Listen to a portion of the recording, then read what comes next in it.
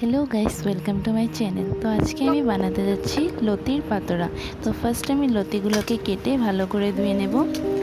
তারপর এটাতে কিছুখানি নুন দিয়ে মেখে রেখে দেব কিছু সময়ের জন্য। তারপর আমি কলা পাতা একটা কেটে ভালো করে ধুয়ে নিলাম আর এটাকে গ্যাসের মধ্যে এপিট ওপিট করে ছেঁকে নেব।